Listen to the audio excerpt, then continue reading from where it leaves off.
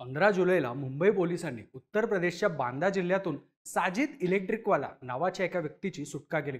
काही दिवसांपूर्वी एका गँगने साजिद आणि त्याच्या सहकार्याचं अपहरण केलं होतं।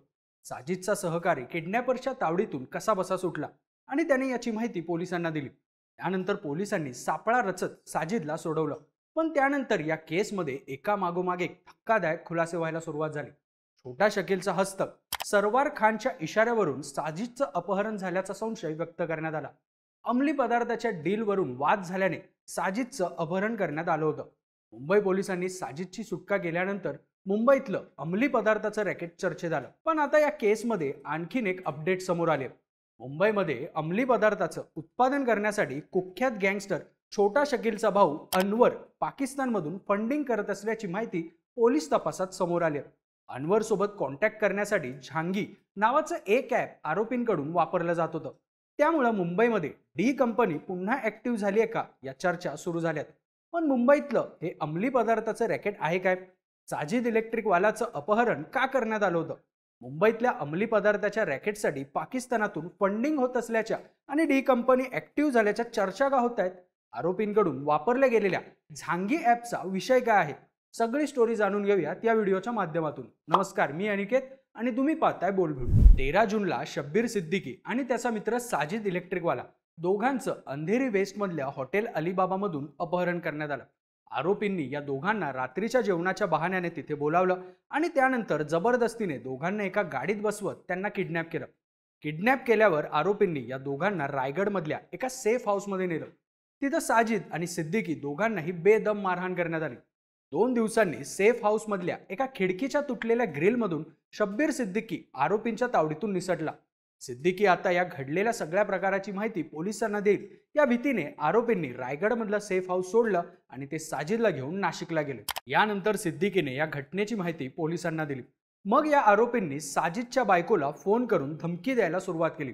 बडोद्यात राहणाऱ्या साजिदच्या बायकोकडे 50 लाखांची मागणी आरोपींकडून करण्यात आली। साजिदच्या घरच्यांनीही आरोपींना थोडे थोडे करत 50 लाख रुपये दिले, पण तरी साजिदची सुटका आरोपींनी केली नाही। या काळात आरोपींनी साजिदला नाशिकवरून मध्य प्रदेशला नेलं। मग तिथून त्याला उत्तर प्रदेशच्या बांदामध्ये एका गेस्ट हाऊसमध्ये ठेवण्यात आलं। या काळात साजिदला मारहाण करून त्याचे व्हिडिओ आरोपींकडून काढण्यात आले। साजिदला उत्तर प्रदेशमध्ये आणल्यावर आरोपींनी त्याच्या घरच्यांकडे 3 कोटी रुपये मागायला सुरुवात केली।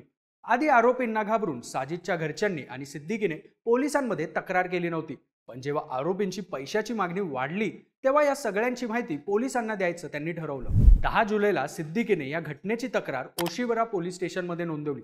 घडलेली सगळी हकीकत त्याने पोलिसांना सांगितली। मग ही केस क्राईम ब्रांचकडे सोपवण्यात आली। यानंतर पोलिसांच्या 6 टीम्स तयार करण्यात आल्या। तांत्रिक पुराव्यांच्या आधारे आणि सिद्दीकीने दिलेल्या स्टेटमेंटवरून पोलिसांनी तपास सुरू केला। त्यानंतर मुंबई क्राईम ब्रांचच्या युनिट 5 आणि युनिट 3 च्या टीम्सला आरोपींचं लोकेशन उत्तर प्रदेशमध्ये असल्याचं कळालं। त्यानंतर 15 जुलैला बांदा जिल्ह्यातल्या लोकल पोलिसांच्या मदतीने मुंबई क्राईम ब्रांचने गेस्ट हाऊसवर रेड टाकत 5 जणांना ताब्यात घेतलं आणि साजिद इलेक्ट्रिकवाल्याची सुटका केली। उत्तर प्रदेशमधून पोलिसांनी गँग लीडर सरवार मकसूद खान, युनुस तेवरपाल, मेहताब अली, राहुल सावंत आणि तौफिक सँडी या 5 जणांना अटक केली। तर संतोष वाघमारे आणि सतीश कडू यांना 16 जुलैला नेरळमधून ताब्यात घेण्यात आलं। मुंबई क्राईम ब्रांचच्या काही अधिकाऱ्यांच्या म्हणण्यानुसार अटक केलेल्या सरवार खानला याआधी 2011 मध्ये व्हीपी रोड पोलिसांनी एका चोरीच्या प्रकरणात अटक केली होती। सरवारवर भायखळा, खेरवाडी, आरके मार्ग पोलीस स्टेशनमध्ये आणखी 4 वेगवेगळ्या केसेस दाखल असल्याची माहिती आहे। तर इतर आरोपी सुद्धा सराईत गुन्हेगार असल्याचं समोर आलंय।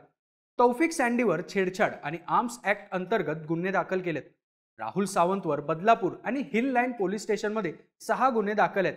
या गँगच्या संतोष वाघमारेवर मकोका, आर्म्स ऍक्टचं उल्लंघन, छेडछाड यासारखे 12 गंभीर गुन्हे दाखल आहेत। थोडक्यात या सगळ्या आरोपींची गुन्हेगारी पार्श्वभूमी आहे। तर ज्याचं अपहरण झालं होतं त्या साजिदलाही मुंबई एटीएसने 2015 मध्ये अंमली पदार्थाच्या केसमध्ये अटक केली होती। साजिदही आंतरराष्ट्रीय पातळीवरचा अंमली पदार्थाचा मोठा डीलर असल्याच्या बातम्या काही माध्यमांनी दिल्या आहेत। साजिदची सुटका केल्यावर या आरोपींच्या चौकशीत मुंबईमधल्या अंमली पदार्थाच्या रॅकेटबाबत धक्कादायक माहिती समोर आली। पोलिसांच्या चौकशीत समोर आलेल्या माहितीनुसार आरोपींनी साजिदला अंमली पदार्थ बनवून देण्यासाठी 50 लाख रुपये ॲडव्हान्समध्ये दिले होते, पण साजिदने त्यांना अंमली पदार्थ सप्लायच केले नाहीत। तसंच त्याचे पैसेही साजिदने परत केले नाहीत. त्यामुळेच त्याचं अपहरण करून आरोपींनी साजिदच्या घरच्यांकडून 50 लाख वसूल केले आणि आणखी 3 कोटी देण्याचीही मागणी केली. पोलिसांनी अटक केलेल्या या 7 आरोपींपैकी सतीश कडू सोडून इतर सगळ्या आरोपींचे क्रिमिनल रेकॉर्ड असल्याची ही माहिती पोलिसांनी दिली आहे. या आरोपींचं अंडरवर्ल्डशी कनेक्शनही समोर आलंय. यातला सरवार खान कुख्यात गँगस्टर छोटा शकीलचा भाऊ अनवर शेखचा हस्तक म्हणून काम करत होता. काही माध्यमांनी दिलेल्या बातम्यांनुसार अपहरण केल्यावर सरवार खानने साजिदला मोठ्या प्रमाणात मारहाण केली. तुला माहित नाही मी कोणासाठी काम करतो, मी छोटा शकीलचा भाऊ अनवर भाई सोबत आहे. तुला जे पैसे मिळाले होते ते अनवर भाईचे आहेत. तू पैसे परत केले नाही तर तुला मारून टाकू अशी धमकी सरवार खानने साजिदला दिली होती. अपहरण करून साजिद आणि सिद्दीकीचं टॉर्चर करताना सरवार खानने मान्य केलं की अंमली पदार्थाच्या रॅकेटसाठी अनवर शेखकडून फंडिंग केली जाते आणि नंतर अंमली पदार्थ सलीम डोला आणि उमेदुर रेहमान यांच्या मार्फत डिस्ट्रीब्यूट केले जातात. काही माध्यमांनी दिलेल्या बातम्यांनुसार सलीम डोला हा दाऊद इब्राहिमचा खास शूटर मानला जातो. मागच्या अनेक दिवसांपासून सलीम डोला फरार आहे. अंमली पदार्थांच्याच एका केसमध्ये मुंबई क्राईम ब्रांचने सलीम डोलाचा मुलगा ताहिर डोला आणि त्याचा भाचा मुस्तफा कुब्बावाला या दोघांना UAE मधून पकडून भारतात आणलं होतं. तर छोटा शकीलचा भाऊ अनवर शेख 1984 मध्ये भारतातून फरार होऊन पाकिस्तानमध्ये पळून गेला होता. त्याच्यावर हत्या, एक्स्टॉर्शन सारखे गंभीर गुन्हे 2021 मध्ये एका बिल्डरला धमकी देण्याच्या केसमध्ये त्याचं नाव समोर आलं होतं. मुंबई क्राईम ब्रांचच्या तपासात हेही समोर आलंय की साजिदच्या अपहरणासाठी आरोपींनी झांगी ॲपचा वापर केला होता. झांगी हे मिलिटरी ग्रेडचं end to end encrypted app आहे. या ॲपचा वापर करून केलेले कॉल्स आणि मेसेज तपास यंत्रणांना ट्रॅक करता येत नाहीत.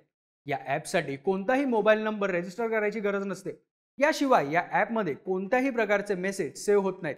त्यामुळे ॲप वापरणाऱ्या व्यक्तीला ट्रॅक करणं जवळपास अशक्यच असतं. सरवारने त्याच्या इतर सगळ्या साथीदारांना याच झांगी ॲपचा वापर करून अपहरण कसं करायचं याबाबत माहिती दिली होती. काही माध्यमांनी दिलेल्या बातम्यांनुसार सरवार याच ॲपच्या माध्यमातून अनवर शेख सोबतही संपर्कात होता. सध्या आरोपींकडून जप्त केलेले फोन, त्याचे कॉल लॉग्स आणि हिस्ट्री चेक करण्याचं काम सुरू आहे. आरोपींकडून एक इंटरनेट डोंगलही जप्त करण्यात आलाय. त्याचाही तपास सध्या सुरू आहे.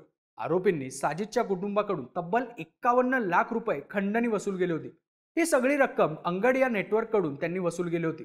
त्यापैकी फक्त 95,000 रुपये रिकव्हर करण्यात पोलिसांना यश आलं.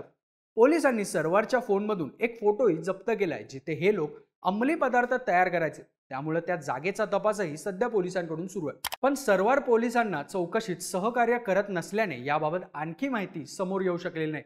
पण मुंबईतल्या अंमली पदार्थाच्या रॅकेटसाठी थेट पाकिस्तानमधून फंडिंग येत असल्यामुळे आणि या दाऊदच्या लोकांचा सहभाग समोर आल्यामुळे खळबळ उडाली आहे. अपहरण झालं अंधेरीमध्ये, तिथून नेलं रायगडला, मग नाशिक, तिथून मध्य प्रदेश आणि त्यानंतर उत्तर प्रदेशमधलं बांदा. असा मोठा प्रवास फक्त एका मोहऱ्यासाठी घडवला गेला जो ऑपरेट होत होता अंडरवर्ल्डकडून. ज्यामुळे पुन्हा प्रश्न उभा राहिला मुंबई डी कंपनी पुन्हा ऍक्टिव्ह झाल्याची. आता या प्रकरणात कोणते खुलासे होणार, नेमकी काय माहिती समोर येणार हे पाहणं महत्त्वाचं ठरणार आहे. या घडामोडीबद्दलच्या तुमच्या प्रतिक्रिया कमेंट करून आम्हाला नक्की सांगा आणि अशाच माहितीपूर्ण व्हिडिओसाठी बोल व्हिडिओच्या YouTube चॅनलला नक्की सबस्क्राईब करा.